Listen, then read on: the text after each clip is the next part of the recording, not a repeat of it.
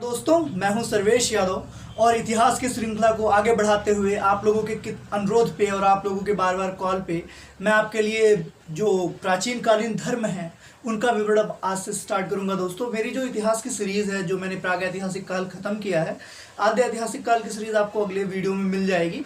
पर अब आप लोगों के आग्रह के आधार पर मैं धर्मों के लिए लेके आया हूँ। जो आप लोग कह रहे थे बार बार, सर धर्मों के बारे में कुछ बताइए, तो प्राचीन कालीन धर्म के बारे में बात करेंगे आज हम कि कौन कौन से प्राचीन कालीन धर्म हैं जो हमारे एग्जामिनेशंस के लिए बहुत ही महत्वपूर्ण साबित होने वाले हैं। दोस्तों, तो बस जुड़े रहिए और जितनी जल्दी आप लोगों को जोड़ रहे हैं उसके लिए आप लोगों का बहुत बहुत धन्यवाद। दोस्तों, आप लोगों के सहयोग से हमने 500 सब्सक्राइबर्स का जो टारगेट था उसे पूर्ण कर लिया है। अब हमें 1000 की तरफ बढ़ना है, तो इसी तरह अपना सहयोग बनाए रखिए और हमसे जुड़े रहिए। दोस्तों, बहुत बहुत धन्यवाद। आइए स्टार्ट करते हैं। हम पहले देख लेते हैं दोस्तों कि हमें पढ़ना क्या क्या है, उसके बाद हम धर्म पे एक विस्तृत चर्चा करेंगे कि धर्म होता क्या है। ठीक है, अब प्राचीन कालीन धर्म जो हमको पढ़ने हैं दोस्तों, एक बार उनके बारे में देख लेते हैं। तो प्राचीन कालीन धर्मों में सबसे पहले हम पढ़ेंगे जैन धर्म के बारे में, जैन धर्म के संस्थापक के बारे में कि जैन धर्म की स्थापना किसने की, उसके बाद उसकी कार्य या विस्तार किस तरह से हुए। फिर उसके बाद हम पढ़ेंगे दोस्तों बौद्ध धर्म के बारे में, क्योंकि ये भी बहुत प्राचीन धर्म है और इनसे एग्जामिनेशंस में बहुत पूछे जाते हैं प्रश्न। दोस्तों, जैन धर्म और बौद्ध धर्म तो हर हाल में आपको रटा होना चाहिए, और जो मेरी वीडियोस आप रिपीट करके 3-4 बार देख लेंगे ना दोस्तों, तो जैन धर्म और बौद्ध धर्म से आने वाले प्रश्न की चिंता एकदम दूर हो जाएगी, कवर हो जाएगा। अगला धर्म हम पढ़ेंगे वैष्णव धर्म के बारे में। ये इतिहास की वही श्रृंखला है जो मुझे कंटिन्यू रखनी है। दोस्तों, पहले से एक माइंड बैकअप करते हुए चलिएगा, क्योंकि एग्जामिनेशंस के व्यू से इंपॉर्टेंट है सब। तो हम फिर पढ़ेंगे वैष्णव धर्म के बारे में। वैष्णव धर्म के बारे में बाद हम पढ़ेंगे फिर शैव धर्म के बारे में, शैव धर्म की स्थापना और उसके प्रवर्तक के बारे में पढ़ेंगे दोस्तों। उसके बाद फिर ईसाई धर्म, ईसाइयों का आगमन कब हुआ भारत में, इसके बारे में भी हम पूर्ण विवरण प्रस्तुत करेंगे दोस्तों। और सबसे अंत में हम पढ़ेंगे इस्लाम धर्म के बारे में। इन सभी धर्मों का पूरा विवरण मैं आप तक पहुंचाऊंगा दोस्तों, क्योंकि यह जानना जरूरी है कि धर्म का महत्व क्या है। जब तक आप धर्म के वास्तविक महत्व को नहीं समझ पाएंगे दोस्तों, तब तक आप किसी भी धर्म को नहीं समझ पाएंगे। जैसे कि जैन, बौद्ध, वैष्णव, शैव, ईसाई, ये इस्लाम, ये सब एक पंथ थे, ना कि धर्म थे। इनके जो प्रवर्तक थे, जिन्होंने इसका प्रचार प्रसार किया, जिन्होंने इसको अपनाया, ग्रहण किया, उसको उस धर्म से जोड़ दिया गया। जैसे कि जैन धर्म की बात करें तो जैन धर्म के संस्थापक ऋषभदेव थे। बौद्ध धर्म की बात करें तो बौद्ध धर्म के संस्थापक गौतम बुद्ध थे। तो दोस्तों, इसी आधार पे हर धर्मों के अलग अलग संस्थापक हुए, प्रवर्तक हुए। एक प्रकार से देखा जाए तो समाज में एक अन्य दृष्टिकोण लेकर ये लोग आए और अपना एक अलग महत्व साबित करके एक नया प्रचलन तैयार करके चले गए, और उसी के आधार पे जो भी उसको आगे बढ़ाता गया वो उसको उस धर्म से रिलेट करता चला गया। दोस्तों, तो आइए हम धर्म की परिभाषा देख लेते हैं कि धर्म किसे कहते हैं, क्योंकि जब तक धर्म के बारे में नहीं जानेंगे किसी भी धर्म को हम कैसे समझ पाएंगे कि किस धर्म का प्रचार प्रसार कितना था, किस धर्म की बातें क्या थी, संस्कृति क्या थी, भाषाएं क्या थी, प्रचार प्रसार कैसे हुआ, किसको किसका सानिध्य प्राप्त था। इन सभी चीजों का जानना जरूरी है, क्योंकि एग्जामिनेशन के पैटर्न पे जो क्वेश्चन बनते हैं दोस्तों, यहीं से बनाए जाते हैं, यहीं से उठते हैं धर्म पे। तो सबसे बड़ा प्रश्न है कि धर्म क्या है। धर्म क्या है? कुछ लोगों के दिमाग में होगा कि हिंदू एक धर्म है, इस मुस्लिम एक धर्म है, इस्लाम एक धर्म है, ईसाई धर्म है, पर वास्तविकता क्या है दोस्तों? धर्म का अगर शाब्दिक अर्थ देखा जाए तो धर्म का अर्थ होता है धारण करना। क्या अर्थ होता है दोस्तों? धारण करना, यानी कि जो भी आप धारण कर ले वही आपका धर्म है। जरूरी नहीं है कि आप जैन धर्म ग्रहण करो, बौद्ध धर्म ग्रहण करो, या फिर इस्लाम ग्रहण करो, या फिर ईसाई धर्म ग्रहण करो। ये धर्म नहीं है, ये तो एक पंथ है, एक मार्ग है। जो उस मार्ग पे चलता है उसको उसका अनुयायी बोला जाता है, या उसको उस धर्म से जोड़ दिया जाता है। ये डिवीजन तो मनुष्य के द्वारा किया हुआ है। ये जितने भी विभाजन है सब मनुष्य ने अपनी आवश्यकता के अनुसार किया, अपने लाभ के अनुसार किया। लेकिन धर्म के अगर महत्व को समझा जाए तो धर्म का सीधा सा अर्थ है धारण करना। आप जो भी धारण करेंगे वही आपका धर्म होगा। यदि आप सत्य धारण करते हैं, सदैव अपने जीवन में सत्य बोलते हैं, तो आपका धर्म सत्य होगा। अगर आप सदैव अहिंसा को धारण किए रहते हैं, किसी के ऊपर हिंसा नहीं करते हैं, कोई आपका लाख बुरा करे फिर भी आप उसके साथ हमेशा अहिंसा से ही पेश आते हैं, तो आपका धर्म अहिंसा है। आप माता पिता की सेवा करते हैं तो आपका धर्म माता पिता की सेवा से जाना जाएगा। तो आप जो भी धारण करेंगे दोस्तों वही आपका धर्म होगा। धर्म का अर्थ ही होता है धारण करना, अनुसरण करना। तो जिस भी पंथ को आप अनुसरित करेंगे आप उसी धर्म से रिलेट कर दिए जाएंगे। धर्म का इतना ही महत्व है दोस्तों कि जो भी आप धारण करेंगे वही आपका धर्म बन जाएगा। इतनी चीजें क्लियर हैं तो हम अपने टॉपिक की तरफ बढ़ते हैं जहां से हमें एग्जामिनेशंस में क्वेश्चंस बनते हैं।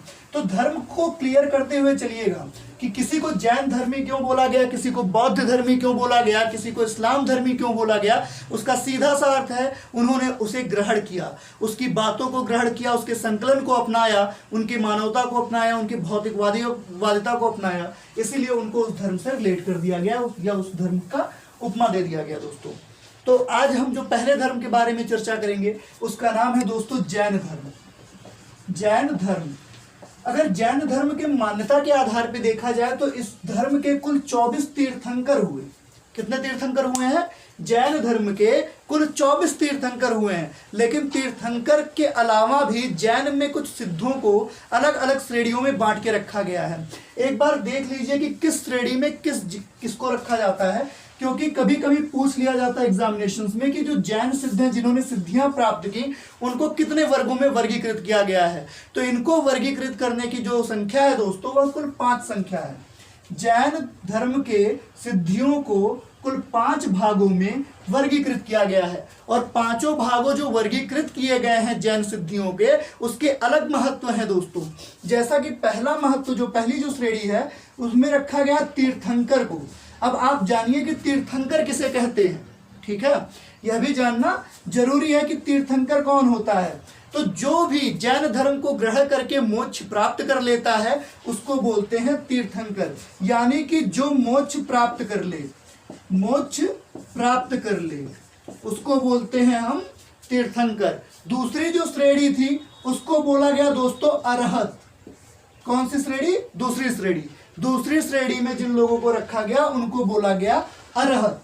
और अरहत उन्हें कहते हैं जो निर्वाण प्राप्ति की तरफ रोज अग्रसर हों, यानी प्रतिदिन ऐसी प्रार्थना कर रहे हों, ऐसी साधना कर रहे हों कि उनको निर्वाण प्राप्ति हो जाए, ऐसे लोगों को बोला गया अरहत। तो अरहत में कौन रखे जाएंगे? निर्वाण प्राप्ति की तरफ जो लोग अग्रसर होंगे, निर्वाण प्राप्ति की तरफ अग्रसर, उन लोगों को हम क्या बोलेंगे दोस्तों? उन लोगों को हम बोलेंगे अरहत। ये चीजें मैं अभी बता रहा हूं कि क्वेश्चंस यहाँ कैसे पूछे जाते हैं, इन टॉपिक्स से भी क्वेश्चंस उठाए जाते हैं, कुछ भी आपके एग्जामिनेशन से अलग नहीं है। मैंने जो टारगेट स्टार्ट किया दोस्तों यूपीएससी से लेकर के यूपी SSS तक के जॉब कोई काट नहीं सकता। अगर जीएस का कोई भी प्रश्न आ गया तो आपके सिलेबस से बाहर नहीं जाएगा। इसके साथ ही बीए आपका टेट से लेके सुपर टेट और बीईओ ये सब आपके लिए हेल्पफुल होंगे दोस्तों। और जब मैं राष्ट्र मूवमेंट स्टार्ट करूंगा ऐतिहासिक काल में तब बहुत मजा आएगा दोस्तों। तो बस जुड़े रहिए और लोगों को जोड़ते रहिए, जिस तरह जोड़ रहे हैं आप जोड़ते रहिए। पहला श्रेणी देखिए तीर्थंकर, जो मोक्ष प्राप्त कर लें वो तीर्थंकर कहलाते हैं। दूसरा है अरहत, यानी जो निर्वाण प्राप्ति की तरफ अग्रसर हों। और तीसरी श्रेणी में रखा गया है दोस्तों सबसे अहम और सबसे अधिक बार पूछा जाने वाला प्रश्न है दोस्तों, तो इनको जानते हुए रखिएगा। तीसरा श्रेणी जो है वह है आचार्य। बहुत बार पूछा गया है कि जैन धर्म में आचार्य का क्या अर्थ है या आचार्य की उपमा किसे दी गई है। तो आचार्य की उपमा उस व्यक्ति को दी गई है जो जैन भिक्षुओं के संघ का, भिक्षु के संघ का प्रमुख होता है, भिक्षु के संघ का प्रमुख। तो याद रखिएगा तो सबसे अधिक बार यह प्रश्न पूछा गया कि जैन धर्म में आचार्य की उपमा किसे दी गई है। तो आचार्य की उपमा निर्वाण प्राप्ति की तरफ अग्रसर लोगों को नहीं दी गई है, ना ही जो मोक्ष प्राप्त कर चुके हैं उन्हें दी गई है। किसे दिया गया है? जो जैन भिक्षुओं के संघ का प्रमुख होता है उसी को हम आचार्य कहते हैं। अब चौथी श्रेणी जो है दोस्तों वह है उपाध्याय। उपाध्याय कोई जाति वर्ग नहीं है दोस्तों। जैसे कि आप लोगों ने उपाध्याय के बारे में बहुत सुना होगा और आप उसको कास्ट से भी जोड़ के देखते होंगे, पर जैन धर्म में उपाध्याय का एक अलग अर्थ है। जैन धर्म में उपाध्याय उन्हें बोलते हैं जो जैनियों के शिक्षक होते हैं, जो उन्हें शिक्षा देते हैं, उन्हें हम उपाध्याय बोलते हैं। यह जैन सिद्धों के बारे में है दोस्तों। जैन धर्म की जो शिक्षा ग्रहण कर लेता है और सिद्धि प्राप्त कर लेता है, उसमें उनको 5 श्रेणियों में वर्गीकृत किया गया। तीर्थंकर, अरहत, आचार्य, उपाध्याय और आखिरी जो श्रेणी है वह साधु के रूप में जानी गई। अब साधु कौन है? तो साधु वो है जो जैन भिक्षु होते हैं, जो जैन धर्म को ग्रहण कर उसके मार्ग को अपनाते हैं और निरंतर चलायमान रहते हैं, तीर्थंकर बनने के लिए, अरहत बनने के लिए प्रयासरत रहते हैं, उन्हें हम बोलते हैं साधु। यानी कि जितने भी जैन भिक्षुक हैं वो क्या कहलाएंगे? साधु कहलाएंगे। और उपाध्याय किसे कहा जाता है? जो जैनियों के शिक्षक होते हैं। आचार्य वो है जो भिक्षु के संघ का प्रमुख होता है। और अरहत वे हैं जो निर्माण प्राप्ति की तरफ प्रतिदिन अग्रसर होते हैं, जबकि तीर्थंकर जो मोक्ष प्राप्त कर लें। अब प्रश्न कैसे बनता है दोस्तों वो देख लीजिए। पूछ लिया जाएगा उपरोक्त दिए गए प्रश्न में जैन धर्म में आचार्य शब्द का महत्व बताइए, या आचार्य शब्द का अर्थ क्या होता है। तो आपको ऑप्शन में मिल जाएगा जैन शिक्षक, निर्वाण प्राप्ति की तरफ जो अग्रसर हो, जो मोक्ष प्राप्त कर ले, या फिर जो भिक्षु के संघ का प्रमुख हो। तो 4 ऑप्शनों में से आप जिस ऑप्शन को टिक करेंगे वो क्या होगा? जैन भिक्षु के संघ का प्रमुख होगा, वही आचार्य कहलाएगा। तो क्वेश्चन ऐसे बनते हैं। उपाध्याय के बारे में पूछ लिया जाएगा कि जैन धर्म में उपाध्याय किसे कहते हैं। तो जो जैन शिक्षक होते हैं दोस्तों, ऑप्शन आपके पास 4 रहेंगे, 4 में से एक ऑप्शन चुनना होगा आपको। इतनी चीजें क्लियर हैं? तो आगे बढ़ते हैं जैन धर्म के विस्तार की तरफ। बस जुड़े रहिए दोस्तों, क्योंकि जो भी आपको मिलेगा ना वो सबसे अलग मिलेगा। पहली चीज तो आपको मैंने बता दिया कि जैन धर्म जो ग्रहण करते हैं वो सिद्ध जब हो जाते हैं तो उन सिद्धियों के आधार पे जैनियों को कुल 5 वर्गों में वर्गीकृत कर दिया गया है। तीर्थंकर, अरहत, उपाध्याय, आचार्य और साधु के वर्ग में। इतनी चीजें नोट कर लिए हो तो अगली हेडिंग डालिएगा दोस्तों जैन धर्म। और मैं बार बार कह रहा हूं कि कॉपी पेन साथ में लेके बैठिए, क्योंकि हवाई ज्ञान उड़ जाएगा और जो आप लिख के याद करेंगे वह जीवन भर शाश्वत रहेगा दोस्तों, याद रखिएगा। अब हम स्टार्ट करेंगे जैन धर्म। ठीक है, जैन धर्म के संस्थापक के रूप में तो आप सभी ने पढ़ा होगा कि संस्थापक के रूप में किसे जानते हैं। तो जैन धर्म के संस्थापक या प्रथम तीर्थंकर दोनों के रूप में जाना जाता है ऋषभदेव को। ऋषभदेव ने जीवन भर अहिंसा का पालन किया और इन्हीं के आधार पे जो जैन धर्म का सबसे प्रमुख अंग माना जाता है, जो सबसे प्रथम महत्व दिया गया है, वह अहिंसा को दिया गया है। अहिंसा को ही बताया गया है कि यदि जैन धर्म आप ग्रहण करते हैं तो सबसे बहुमूल्य चीज जो है वो है अहिंसा। तो संस्थापक और प्रथम तीर्थंकर कौन थे दोस्तों? जैन धर्म के ऋषभदेव थे। और जैन मान्यता जो है कि जैन धर्म में कितने तीर्थंकर हुए, कितने प्रवर्तक हुए जिन्होंने जैन धर्म का प्रचार किया, उसको आगे बढ़ाया। तो इस मुकाम पे जैन धर्म में तीर्थंकरों की संख्या कितनी है? 24। जैन धर्म में तीर्थंकरों की संख्या कितनी है दोस्तों? 24। अब देखिए, अगर मैंने आपको बताया ना होता कि जो जैन सिद्धि प्राप्त कर लेते हैं उनको कितने वर्गों में वर्गीकृत किया गया है, तो क्या आप कभी जान पाते कि तीर्थंकर का अर्थ क्या है? कभी नहीं समझ पाते। बस आज तक पढ़ तो रहे हैं, पर वास्तविक महत्व क्या है? तीर्थंकर को बस हम प्रवर्तक के रूप में जानते हैं, लेकिन तीर्थंकर क्या होते हैं दोस्तों कि जो जैन धर्म ग्रहण करके मोक्ष प्राप्त कर ले उन्हें हम कहते हैं तीर्थंकर। यानी कि जैन धर्म को ग्रहण करके मोक्ष प्राप्त करने वाले लोगों की संख्या कितनी है दोस्तों? 24 लोगों ने जैन धर्म में मोक्ष प्राप्त किया, इसलिए जैन धर्म में तीर्थंकरों की संख्या 24 है। और अंतिम और 24वें तीर्थंकर के रूप में किसे जाना जाता है? आप सभी जानते हैं। अंतिम व 24वां तीर्थंकर कौन है? तो ये है महावीर स्वामी। दोस्तों, जो 23 तीर्थंकर हुए हैं जैन धर्म में, उनके बारे में अधिक अलग अलग कथाएं प्रचलित हैं। और जैन धर्म का जो विस्तृत वर्णन मिलता है दोस्तों, वो महावीर स्वामी के समय में जो संकलित जैन साहित्य थे उनके बारे में पूरा डिस्क्रिप्शन मिलता है। तो हमारा जो भी एग्जामिनेशन का क्वेश्चन बनता है वो महावीर स्वामी से पुटअप होता है, महावीर स्वामी से ही पूछा जाता है। तो हम सबसे अधिक फोकस किस पे करेंगे? महावीर स्वामी पे, ताकि एग्जामिनेशन का एक भी क्वेश्चन हमसे ना छूटे दोस्तों। तो एक बात ये याद रखिएगा कि जैन धर्म के प्रथम तीर्थंकर या संस्थापक कौन थे, तो वो ऋषभ देव थे। जैन धर्म में तीर्थंकरों की संख्या कितनी है, तो कुल 24 तीर्थंकर हुए हैं जिन्हें मोक्ष प्राप्त हुआ है, और अंतिम व 24वां तीर्थंकर महावीर स्वामी को माना जाता है। अब हम स्टार्ट करेंगे अपनी क्लास महावीर स्वामी के बारे में, क्योंकि इन्हीं से प्रश्न पूछा जाना है दोस्तों। एग्जामिनेशन से अलग हमें कुछ भी नहीं पढ़ना है, हम वही पढ़ेंगे जो हमारे एग्जामिनेशंस के लिए बहुत ही महत्वपूर्ण साबित होंगे दोस्तों। याद रखिए ये चीजें जो मैं बता दे रहा हूं कोई और क्लास वाला पेड बैच में भी आपको नहीं बताएगा दोस्तों। तो लगे रहिए, जुड़े रहिए और लोगों को जोड़ते रहिए। हमारा अगला टॉपिक है महावीर स्वामी। तो दोस्तों बात करते हैं कि महावीर स्वामी का जन्म कब हुआ। छोटी छोटी बातों को लेके आगे बढ़ेंगे। जन्म हुआ था 540 ईसा पूर्व। सबसे पहली चीज कि महावीर स्वामी का जन्म कब हुआ दोस्तों, तो महावीर स्वामी का जन्म हुआ 540 ईसा पूर्व। कहां पे हुआ, स्थान क्या था, स्थान भी कई बार पूछा जा चुका है कि जैन धर्म के जो 24वें तीर्थंकर हैं महावीर स्वामी, उनका जन्म स्थान कहां है, तो वैशाली में एक नगर था दोस्तों, वैशाली में एक नगर था कुंडग्राम, वहीं पे महावीर स्वामी का जन्म हुआ। और यह कुंडग्राम वर्तमान में किस राज्य में स्थित है, यह स्थित है बिहार में दोस्तों।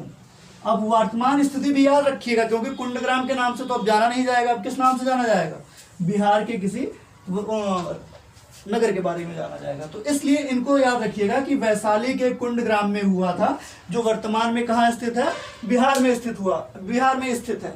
अब पूछा जाता है कि महावीर स्वामी के पिता और माता का नाम, तो माता का नाम दोस्तों था त्रिशला। माता कौन थी, त्रिशला। और त्रिशला का नाम इसलिए महत्वपूर्ण है दोस्तों क्योंकि उस समय जो लिच्छवीगढ़ राज्य था, उस समय जो 16 महाजनपदों का उदय हुआ, उसमें लिच्छवी भी एक महाजनपद था। लेकिन दोस्तों लिच्छवी इसलिए मशहूर है क्योंकि वह महाजनपद काल में प्रथम गढ़ राज्य हुआ था, जहां पे जनता के द्वारा नियुक्त शासन ही शासक बनता था और वहां का साम्राज्य संभालता था।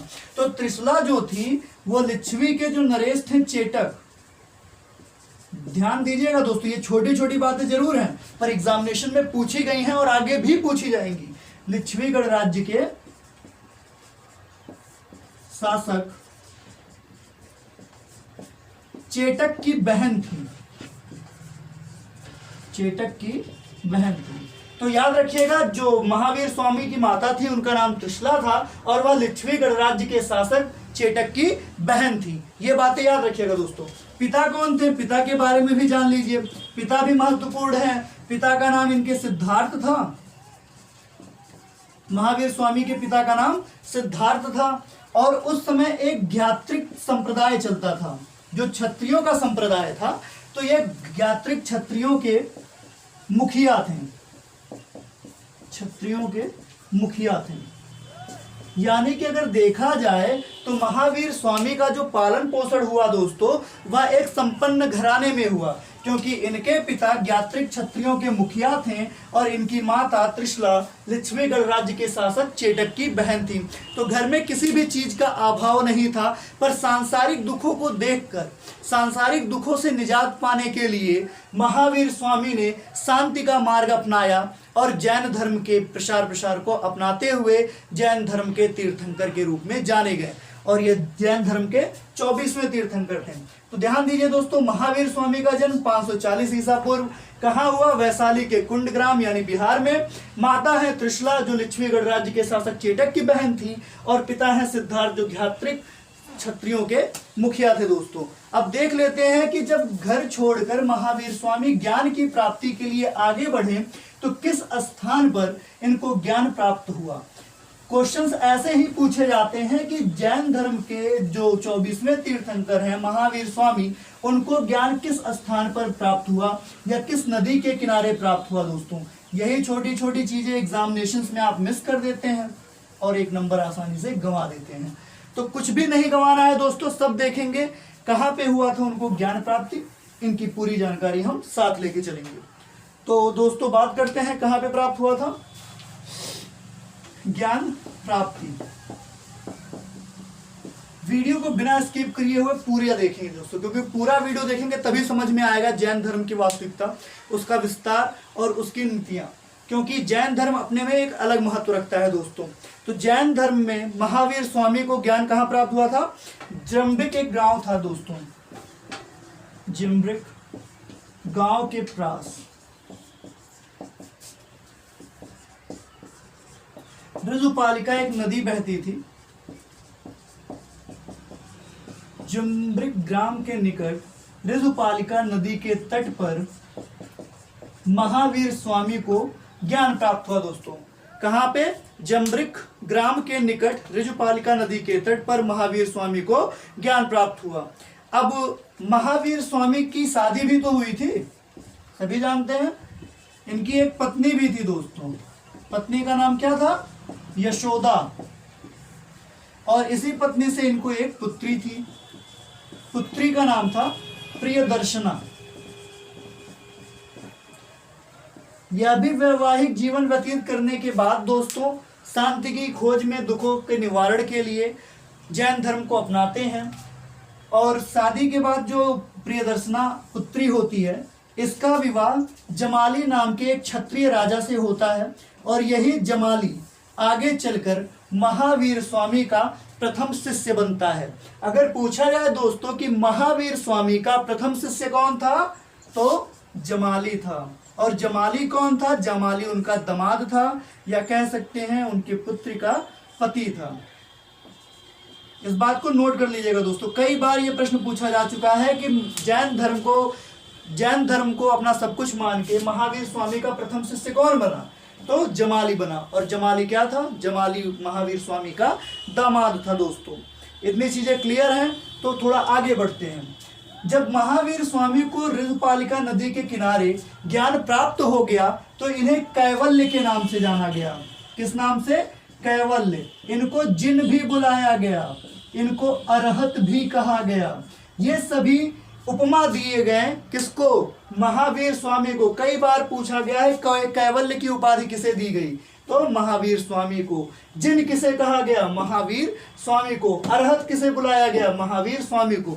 और अभी थोड़ी देर पहले ही मैंने बताया है आपको अरहत किसे कहा जाता है। ये जैन सिद्धियां हैं दोस्तों, 5 श्रेणियों में वर्गीकृत हैं और 5 श्रेणियां मैंने आपको बता दिया है। ये बातें कोई और नहीं बताएगा, बस जुड़े रहिए और पढ़ते रहिए दोस्तों। अब महावीर स्वामी की जो बातें हैं या महावीर स्वामी का जो विस्तार है, इसका पूरा विवरण सिर्फ जैन संगीतियों से या जैन साहित्यों से ही नहीं मिलता है, जबकि बौद्ध धर्म के लिखित साहित्यों से भी इनके साक्ष्य प्राप्त होते हैं। इनके बारे में हमें पूरी जानकारी प्राप्त होती है दोस्तों। यहाँ तक कि बौद्ध धर्म के साहित्यों में इन्हें एक अन्य उपमा दी गई है, एक अन्य नाम से जाना जाता है।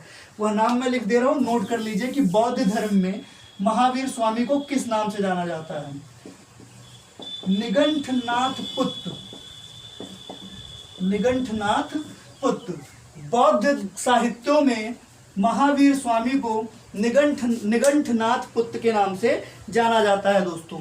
और इनका सबसे महत्वपूर्ण योगदान जान लीजिए कि जो जैन धर्म के 23वें तीर्थंकर थे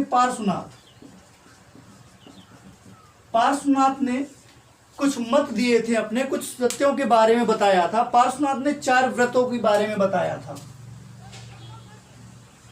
पार्श्वनाथ ने 4 व्रतों के बारे में बताया था कि यदि आप जैन धर्म को ग्रहण करना चाहते हैं तो किसी भी व्यक्ति के लिए यह धर्म ग्रहण करने के लिए 4 व्रत रखने होंगे। पहला व्रत था सत्य, उस व्यक्ति को सत्य धारण करना होगा। दूसरा अहिंसा, वह व्यक्ति कभी भी अपने पूरे जीवन काल में जैन धर्म को ग्रहण करने के बाद हिंसा का सहारा नहीं लेगा। यानी कि प्रथम व्रत के रूप में सत्य का पालन जीवन भर करना है। दूसरे में अहिंसा, कभी भी हिंसा का प्रयोग नहीं करना है। तीसरा था अस्तेय। अस्तेय का अर्थ होता है दोस्तों चोरी ना करना। जैन धर्म में सिर्फ किसी की वस्तु को अगर आप चुरा कर ले जाते हैं उसको ही चोरी की उपमा नहीं दी गई है। यदि किसी व्यक्ति को आप देखते हैं और उसे चोरी की लालसा यानी कि इच्छा भी आपके मन में आती है, तो भी जैन धर्म में उसको चोरी की उपमा दी गई है। भले आप सामान ना उठाइए, यदि आपको उसको चुराने की इच्छा हुई है मन में, तो भी आप चोर हैं, ऐसा जैन धर्म मानता है। तो जैन धर्म में इसे अस्तेय बोला जाता है, यानी कि कभी भी जीवन में अपने चोरी नहीं करना है, यानी कि दूसरों के सामानों के प्रति कभी भी कोई गलत दृष्टिकोण नहीं रखना है। और चौथा है अपरिग्रह। यह 4 व्रत हैं जो पार्श्वनाथ के द्वारा दिए गए थे, सत्य, अहिंसा, अस्तेय और अपरिग्रह। अपरिग्रह का अर्थ होता है अधिक धन संचित ना करना, यानी कि आपको धन का संचय नहीं करना है, धन का संचय ना करना। अगर आप धन का संचय करेंगे तो आपको आपके अंदर उसको उपभोग करने की लालसा बढ़ेगी और इस प्रकार से आप अन्य तीनों व्रतों को पालन नहीं कर पाएंगे या व्रतों को नहीं अपना पाएंगे। इसीलिए जैन धर्म में पार्श्वनाथ ने ये 4 व्रत दिए कि जो भी व्यक्ति सत्य, अहिंसा, अस्तेय व अपरिग्रह को धारण करेगा वह सबसे महान जैनी कहलाएगा और उसको ही निर्वाण प्राप्त होगा। लेकिन महावीर स्वामी ने इसमें 5वां एक व्रत जोड़ा जिसको हम ब्रह्मचर्य के नाम से जानते हैं। और यही पूछा गया है कि पार्श्वनाथ के 4 व्रतों में जो 5वां व्रत जोड़ा गया वह किसके द्वारा जोड़ा गया? वह जोड़ा गया महावीर स्वामी के द्वारा। और 5वां व्रत किसे जोड़ा गया? तो वह ब्रह्मचर्य। आजीवन बिना किसी भी गलत मानसिकता के अपने लक्ष्य को प्राप्त करने के लिए लगातार निरंतर बने रहना ही ब्रह्मचर्य को प्राप्त करना होता है दोस्तों। और यही 5 व्रत जो पालन करेगा, जो 5 व्रत को संग्रहित करेगा अपने अंदर, वह जैन धर्म के लिए उपयुक्त तीर्थंकर के रूप में जाना जाएगा और वह निर्वाण प्राप्ति की तरफ अग्रसर माना जाएगा। तो यदि निर्वाण प्राप्त करना हो जैन धर्म में तो ये 5 व्रतों का पालन करना उसके लिए अनिवार्य होता था। सत्य, अहिंसा, अस्तेय, अपरिग्रह और ब्रह्मचर्य। इन 5 व्रतों को नोट कर लीजिए दोस्तों। 4 व्रत पार्श्वनाथ के द्वारा दिए गए हैं, पहला, दूसरा, तीसरा और चौथा। जबकि जो 5वां व्रत है वह किसके द्वारा दिया गया है? महावीर स्वामी के द्वारा। तो एक बार नोट कर लीजिए दोस्तों, फिर बढ़ते हैं आगे। और मैंने आपको बता ही दिया है कि जैन धर्म का जो सबसे महत्वपूर्ण सिद्धांत है वह क्या है? अहिंसा। जैन धर्म में सबसे अधिक बल दिया गया था अहिंसा पे, यानी कि किसी के भी ऊपर हिंसा नहीं करना है, बल का प्रयोग बिल्कुल भी नहीं करना है। और जैन साहित्यों को एक नाम से जाना जाता है, वो भी जान लीजिए कि जैन साहित्यों को किस नाम से जाना जाता है दोस्तों। मैं एक भी पॉइंट छोड़ूंगा नहीं जिससे आपका एग्जामिनेशन व्यू खराब हो। मैं हर एक प्रयास करूंगा जिससे आपको पूरा अंक दिलाऊं। जैन साहित्यों का नाम अंग था। जो जैन साहित्यों का संकलन किया गया है उसको हम अंग के नाम से जानते हैं दोस्तों। नोट कर लीजिए।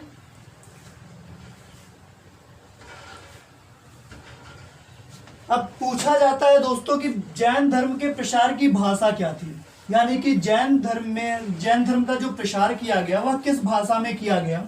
तो दोस्तों जान लीजिए कि जैन धर्म में जो प्रसारक भाषा का प्रयोग किया गया वह प्राकृत भाषा थी। लेकिन महावीर स्वामी ने सर्वप्रथम जो अपना उपदेश दिया था वह पाली भाषा में दिया था। तो इस बातों को ध्यान में रखिएगा दोस्तों कि जैन धर्म में प्रथम बार यदि किसी ने पाली भाषा का प्रयोग किया तो वह महावीर स्वामी थे। यही पूछा जाता है प्रश्न कि किस जैन तीर्थंकर ने अपने उपदेशों की भाषा पाली रखी। तो महावीर स्वामी ने जैन धर्म के प्रचार के लिए जो अपना प्रथम उपदेश राजगीर में दिया था दोस्तों, वह पाली भाषा में दिया था। इतनी बातों को नोट करते हुए चलिएगा। तो मैं लिख दे रहा हूं, नोट कर लीजिए। महावीर स्वामी ने अपना प्रथम उपदेश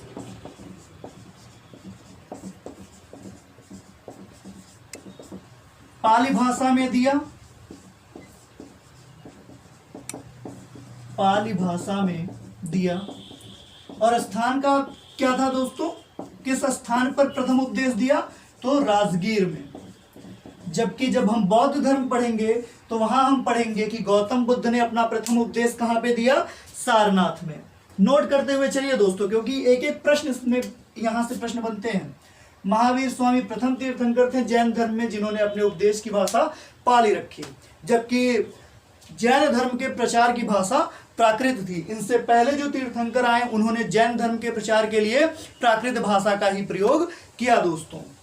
तो नोट करते हुए चलिए, एक बात और पूछी जाती है दोस्तों कि जो कर्नाटक के श्रवणबेलगोला में एक बहुत बड़ी मूर्ति बनाई गई है महावीर स्वामी की। कर्नाटक के श्रवणबेलगोला में पूछा जाता है दोस्तों कि श्रवणबेलगोला में जो गोमतेश्वर की मूर्ति बनी थी वह उसका निर्माण किसने कराया? गोमतेश्वर की मूर्ति। अब यह जान लीजिए कि गोमतेश्वर की मूर्ति किसकी है, तो गोमतेश्वर की मूर्ति जैन धर्म से संबंधित है। और गोमतेश्वर मंदिर का निर्माण किसने कराया? चामुंडराय ने। चामुंडराय उस समय श्रवणबेलगोला का शासक था और इसी के आदेश पे गोमतेश्वर की मूर्ति का निर्माण हुआ था दोस्तों। इस पॉइंट को भी नोट कर लीजिए, बहुत बार पूछा गया है एग्जामिनेशन में। और कई बार तो आपसे एग्जामिनेशन में यह भी पूछा जा चुका है कि कर्नाटक में जैन धर्म के प्रचार को किस शासक ने वहां तक पहुंचाया, या कौन सा शासक था जिसने कर्नाटक तक जैन धर्म के प्रचार को पहुंचाया। तो आपका जो आंसर होगा दोस्तों वह क्या होगा? चंद्रगुप्त मौर्य। चंद्रगुप्त मौर्य। आप सभी जानते हैं कि चंद्रगुप्त मौर्य बहुत ही प्रतापी शासक था और अपने अंतिम समय में चंद्रगुप्त मौर्य की मृत्यु भी श्रवणबेलगोला में हुई थी, जिसने संलेखना विधि के द्वारा अपने शरीर का त्याग किया था। जैन धर्म में संलेखना एक विधि है जिसके द्वारा इंसान अन्न जल त्याग कर अपने शरीर से अपनी आत्मा को मुक्त कर सकता है, अर्थात निर्वाण प्राप्त कर सकता है। तो चंद्रगुप्त मौर्य की मृत्यु भी संलेखना विधि के द्वारा हुआ था। बिना अन्न जल ग्रहण किए उसने श्रवणबेलगोला में अपने शरीर का त्याग किया था दोस्तों। इतने चीजों को याद करते हुए चलिएगा, नोट करते हुए चलिएगा दोस्तों, नोट कर लीजिए। और कुछ चीजें और मैं बता दे रहा हूं दोस्तों कि जैन धर्म का जो विभाजन किया गया था वह प्रथम जैन संगीत में ही हो गया था। एक बार भारत में अकाल पड़ा था तो कुछ जैन भिक्षुक स्थूलभद्र के नेतृत्व में चले गए थे दक्षिण की तरफ, तो वहीं पे जैन धर्म के अंदर विभाजन पनपने लगा दोस्तों। और प्रथम जैन संगीत में जैन धर्म दो भागों में बट गया, एक था दिगंबर और दूसरा था श्वेतांबर। आप देखते होंगे जो श्वेतांबर संप्रदाय के जैन ग्रंथ धार्मिक होते हैं दोस्तों वह सफेद वस्त्र धारण करते हैं, जबकि जो दिगंबर संप्रदाय के लोग होते हैं वो कभी भी वस्त्र धारण नहीं करते हैं। इसका कारण यह है कि महावीर स्वामी ने यह बताया था कि चारों दिशाएं ही हमारे वस्त्र हैं और हमें उनके अलावा किसी अन्य वस्त्र को पहनने की कोई आवश्यकता नहीं है। यह भी प्रश्न पूछा गया है कि किस जैन तीर्थंकर ने चारों दिशाओं को अपना वस्त्र कहा और उसको ही पहनने के लिए सभी को प्रेरित किया। तो दोस्तों जान लीजिए महावीर स्वामी ने ही सभी जैन तीर्थंकरों को यह बताया कि चारों दिशाएं ही हमारे वस्त्र हैं और हमें सिर्फ और सिर्फ इन चारों दिशाओं को धारण करना चाहिए, अन्य किसी वस्त्र को नहीं धारण करना चाहिए। तो देख लेते हैं जैन धर्म कितने भागों में बटा दोस्तों। तो जैन धर्म का वर्गीकरण दो भागों में हुआ। यह प्रथम जैन संगीत के दौरान ही हुआ। और प्रथम जैन संगीत कब हुई थी दोस्तों? यह वीडियो मैंने अपलोड कर दिया है जैन संगीत वाले टॉपिक में, आप वहां से भी देख सकते हैं। तो मैं एक छोटी सी बात बता दे रहा हूं कि प्रथम जैन संगीत 300 ईसा पूर्व वैशाली में हुई थी। एक था जब जैन धर्म दो भागों में बटा तो पहला भाग था श्वेतांबर संप्रदाय और दूसरा संप्रदाय था दिगंबर। श्वेतांबर संप्रदाय के लोग सफेद वस्त्र धारण करते थे, जबकि दिगंबर संप्रदाय के लोग दिशाओं को ही अपना वस्त्र मानकर उसको ग्रहण करते थे, यानी नग्न अवस्था में रहते थे। अब पूछ लिया जाता है दोस्तों कि श्वेतांबर संप्रदाय के प्रमुख के रूप में किसे जाना जाता है और दिगंबर संप्रदाय के रूप में किसे जाना जाता है। तो दोस्तों दिगंबर संप्रदाय के जो प्रवर्तक थे उनको भद्रबाहु कहा जाता है।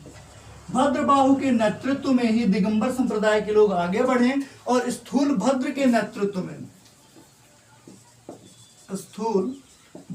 नेतृत्व में श्वेतांबर संप्रदाय के लोग अपने जैन धर्म के प्रचार को आगे ले गए। पूछा जाता है दोस्तों कि किसी भी धर्म के प्रचार के लिए या प्रसार के लिए किन बातों का होना आवश्यक है। तो यह जान लीजिए कि जो भी धर्म अगर प्रसारित होना चाहता है या अधिक समय तक विद्यमान रहना चाहता है, उसके लिए सबसे इंपॉर्टेंट जो चीज है वह जनता के बीच में प्रचलन। जैसे कि जो धर्म है अगर उसको शाश्वत बनाए रखना है तो किसके लिए धर्म का आविष्कार हुआ या धर्म की संगणना किसके लिए की गई, तो जनता के लिए की गई, लोगों के लिए की गई। इसलिए धर्म के प्रचार की जो भाषा होनी चाहिए वह जनता के अनुरूप होनी चाहिए, यह पहला कंडीशन हो गया। दूसरा कंडीशन, जो भी शासक वहां पे विद्यमान हो, यानी शासन जो भी शासक विद्यमान हो, शासक का सहयोग, शासक का सहयोग, इन दो चीजों का होना अनिवार्य है। जिस भी समाज में या जिस भी देश में किसी भी धर्म को प्रसारित होना है उसके लिए जनता के बीच में प्रचलन यानी कि जनता को समझ में आने वाली भाषा का होना जरूरी है, और दूसरा उस देश के शासक का सहयोग होना जरूरी है। यही कारण है कि बौद्ध धर्म का प्रचार बहुत ही उच्च स्तर पे हुआ, क्योंकि उसे अधिक से अधिक राजाओं की सानिध्यता और सहयोग प्राप्त था, जबकि जैन धर्म में सिर्फ गिने चुने ही शासकों की मान्यता प्राप्त थी, शासकों का सानिध्य प्राप्त था। इसलिए जैन धर्म की अपेक्षा बौद्ध धर्म का अधिक प्रसार हुआ, और आज भी अगर जनगणना के आधार पर देखा जाए पूरे विश्व में जैन धर्म की अपेक्षा बौद्ध धर्म के अनुयायी अधिक मात्रा में पाए जाते हैं दोस्तों। तो याद रखिएगा कि धर्म के प्रचार प्रसार के लिए जनता के बीच में प्रचलन होना आवश्यक है और शासक की सानिध्यता प्राप्त करना बहुत आवश्यक है दोस्तों। अब एक बात देख लीजिए कि जब जैन धर्म के बारे में पढ़ रहे हैं तो जैन धर्म का जो मतलब एक प्रकार से उत्कृष्टता केंद्र, जैन धर्म का केंद्र किसे कहा जाता है, तो उस समय एक चंपा नगरी थी महाजनपदों में। चंपा नगरी को जैन धर्म का केंद्र माना जाता है। याद रखिएगा दोस्तों, ये चीजें नोट कर लीजिए। जैन धर्म का जो केंद्र था उसे किसको माना जाता है, चंपा नगरी को माना जाता है दोस्तों। नोट करिए, फिर आगे बढ़ते हैं।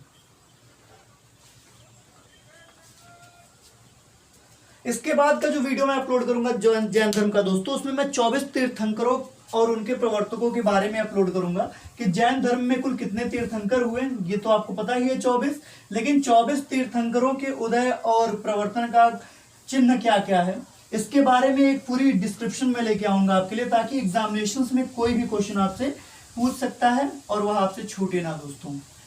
तो इसके लिए आपको बस एक काम करना है कि लगातार मेरी वीडियोस को दूसरों तक पहुंचाना है, अधिक से अधिक लोगों को मेरे साथ जोड़ना है दोस्तों, बस इतना सा ही काम करना है। जैन सिद्धों के बारे में आपको पता ही है। अब पूछा जाता है दोस्तों कि जो जैन तीर्थंकर हुए जैन धर्म में उनके अवशेष कहां से प्राप्त किए गए हैं, तो एक बात जान लीजिए दोस्तों, खारवेल की हाथी गुम्फा अभिलेख में इस बात का वर्णन है कि जैन तीर्थंकरों के अवशेष कहां से प्राप्त होते हैं, उसको एक बार नोट कर लीजिए दोस्तों। खारवेल के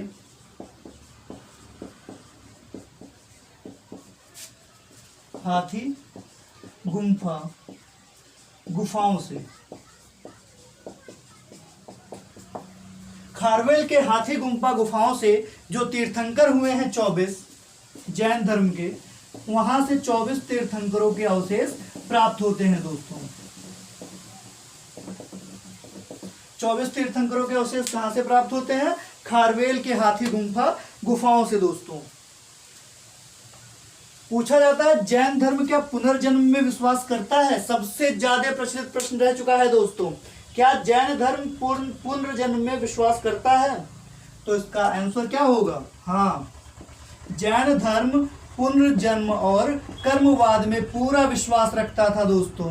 जबकि बौद्ध धर्म में क्या होता है, बौद्ध धर्म में पुनर्जन्म को मान्यता दी गई है, लेकिन आत्मा का कोई अस्तित्व नहीं बताया गया है। और हमारे जैन धर्म में भी क्या आत्मा के अस्तित्व की बात की गई है, बिल्कुल नहीं, बात की गई है पुनर्जन्म की और कर्मवाद की। आपका जो भी कर्म की प्रधानता होगी वही आपके फलों का परिचायक होगा, जैसा कर्म करेंगे वैसा ही फल आपको प्राप्त होगा। इसकी संकल्पना जैन और बौद्ध धर्म दोनों में मिलती है। पुनर्जन्म में और पुनर्जन्म की समानता जैन और बौद्ध धर्म दोनों में मिलती है दोस्तों। अगली वीडियो में बौद्ध धर्म को लेकर आऊंगा। यदि आपको यह वीडियो अच्छी लगी हो तो अधिक से अधिक लोगों को जोड़ने का प्रयास करें। हमारे साथ जुड़े रहने के लिए बहुत बहुत धन्यवाद दोस्तों।